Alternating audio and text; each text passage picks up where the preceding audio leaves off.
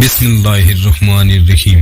جب انسان سو جاتا ہے تو روح کہاں چلی جاتی ہے، اور انسان کچھ خواب میں دیکھتا ہے وہ سچ ہوتا ہے یا نہیں، اور نیک لوگوں کی روحیں انسان کے سو جانے کے بعد کہاں کا سفر کرتی ہیں، اور برے لوگوں کی روحیں کہاں کا سفر کرتی ہیں۔ کوئی تو ہے جو رات سونے کے بعد تمہاری روح قبض کر لیتا ہے اور پھر تمہیں دن کو لوٹا دیتا ہے، یعنی تمہاری روح تمہارے جسم میں لوٹا دی جاتی ہے، اور یہی سلسلہ جاری رہتے ہوئے زندگی کی مہینہ مدت ختم کر دی جاتی ہے۔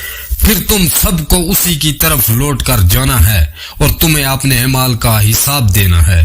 بے شک وہ غالب اور حکمت والا ہے، وہ تم پر نگہبان مقرر کر دیتا ہے۔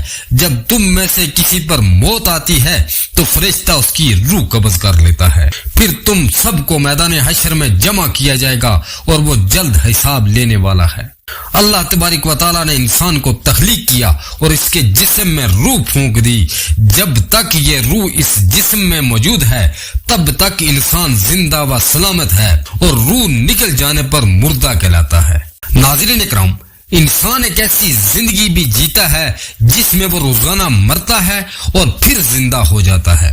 اللہ تبارک و تعالیٰ نے اپنی قدرت سے انسان کے جسم میں روح کو ڈال دیا ہے۔ جس طرح انسان کے جسم کا لباس کپڑے ہیں، اس طرح روح کا لباس انسانی جسم ہے، اور جب جسم سے روح نکل جاتی ہے تو جسم بیکار ہو جاتا ہے۔ روح دو طرح کی ہوتی ہے، ایک نیک روح ہوتی ہے اور دوسری بد روح ہوتی ہے۔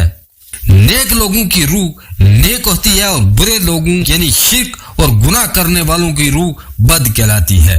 انسان کو سوتے ہوئے جب خواب آتا ہے تو اس میں انسان کی سوچ، انسان کے اعمال کا پورا عمل دخل ہوتا ہے۔ نیک روح کو اچھے اور گناہگار روح کو برے خواب آتے ہیں۔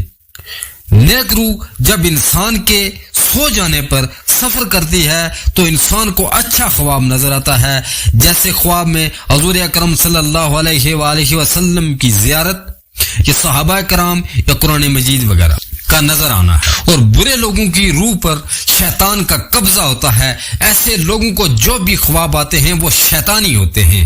انسان کے سو جانے پر روح جسم سے نکل کر سیر کرتی رہتی ہے، مگر اس کا تعلق جسم سے ہرگز بھی نہیں ٹوٹتا۔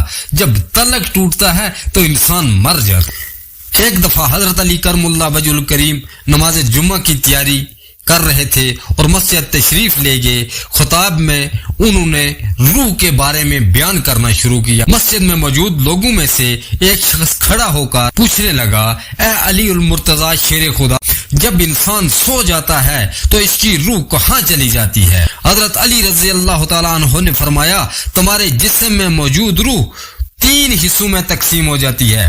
پہلا حصہ انسان کے جسم میں ہی رہتا ہے، دوسرا حصہ عالم برزخ میں اس کو دیکھ رہا ہوتا ہے، اور تیسرا حصہ انسانی جسم سے سو جانے پر جدا ہو جاتا ہے۔ نیک لوگوں کی روح جدا ہو کر ایک ایسے عالم میں چلی جاتی ہے جہاں اللہ تبارک و تعالیٰ نے جنات اور انسانی روحوں کے مابین ایک راستہ بنایا ہے۔ یہ نیک روح جب اس مقام پر پہنچتی ہے تو انسان کو خواب آنے لگتے ہیں۔ وہاں یہ نیک روح وہ سب کچھ دیکھتی ہے جو آگے دنیا میں ہونے والا ہوتا ہے، اور اگر انسان گناہگار اور نافرمان ہوا تو اس کی روح اس کے جسم میں ہی قید ہوتی ہے، اسے نیک روح کی طرح کچھ بھی نظر نہیں آتا۔ نیک لوگوں کو اللہ تبارک و تعالیٰ ایک خاص قسم کا علم عطا فرماتا ہے، اس کی طاقت سے انسان جب اور جہاں جانا چاہے جا سکتا ہے۔ جب انسان اللہ تبارک و تعالیٰ کو راضی کر لیتا ہے، اس کی رضا پر راضی ہو جاتا ہے، تو اللہ تبارک و تعالیٰ اس کی روح کو ہر طرح کی قید سے آزاد فرما دیتا ہے۔ انسان کے خوابوں اور روح کا تعلق انسان کے اعمال سے ہے۔